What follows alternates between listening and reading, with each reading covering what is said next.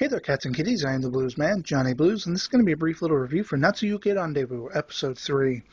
Now, in this one, we don't get a lot of forward progression, but we do get some sort of interesting revelations and possibilities for what could come in later episodes. Now, basically, we still have Roka getting over her feverish cold, whatever it is, and we see a lot of her sort of reminiscing and dreaming about the past, her with Atsushi and stuff like that, how they met, the night they met and everything like that. It's kind of, quaint revelations, but she's basically still sort of thinking about him. And we see that, Atsushi has basically come to this point where he doesn't want Hazuki to go near his wife, even from beyond the grave. He's gotten to the point where he's actually willing to threaten to kill Hazuki if, Hazuki doesn't back away. But, of course, Hazuki has no intention of backing away, so the tension between them ramps up to a very interesting point. I mean, talking about Poltergeist kind of, tossing things around the room and the entire room shakes and stuff like that. And I didn't expect to see this. I mean, I didn't know if, Atsushi would have any of these sort of abilities or whatever, but it's like an emotional tantrum that causes the room to shake. But it goes a step further because we're actually introduced to the concept that perhaps Atsushi could, inhabit Hazuki's body if he was willing to let him do so.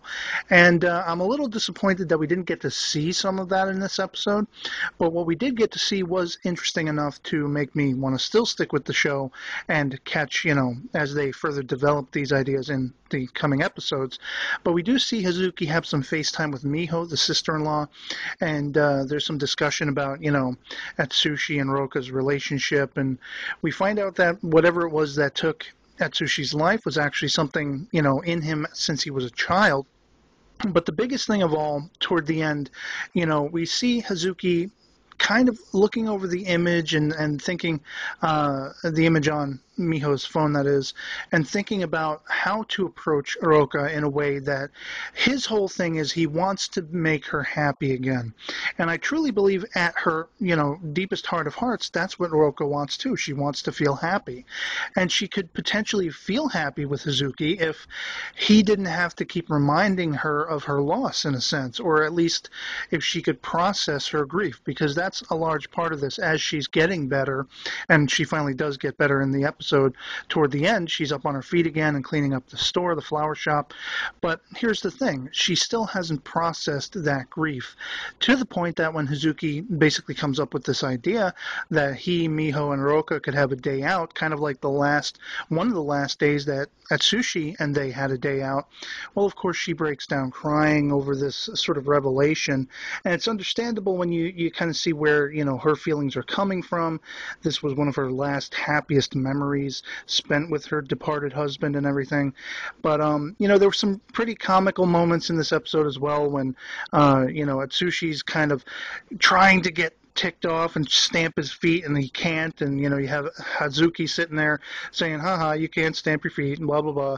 And I thought their interactions, it's very interesting how they go from funny to very dramatic and very sort of shocking in this episode. So I like the interplay there, and I also like the interplay between that sort of love triangle thing that is going on, but of course Roka has no idea that Atsushi is still around.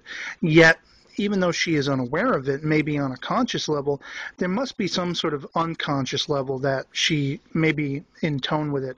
Because as Hazuki says, she is not being able to move on. And Hazuki kind of points the finger at Atsushi. You're still around in this spirit form. You're still influencing her not to have this sort of processing of grief that she needs to maybe be happy once again. So it's going to be really interesting to see if they actually let Atsushi get into Hazuki's body, whether he's going to try to sabotage Hazuki in front of Roka's eyes, or whether he's going to try to reclaim his own love for her. And, I mean, we're already seeing some sort of little, familiarities between at least in Roka's eyes, between Hazuki and Atsushi when she talks about his big bony hand grasping her, and she kind of has the same, take on Hazuki's hand and everything like that. So, I mean, very interesting character interplays going on here. And I kind of was getting the vibe that maybe Miho would even potentially be interested in Hazuki. I don't know. I think it's a little too early to call if we're going to have another peg in this love triangle, making it effectively a love rectangle, if you will. But yeah, interesting episode. A lot of interesting stuff that went on in it.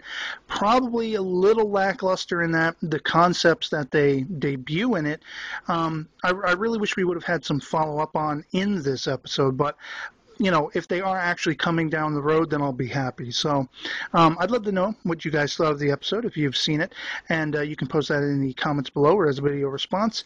And yeah, that's pretty much my thoughts on it. Can't wait for the next episode, and I'll catch you all later. Peace.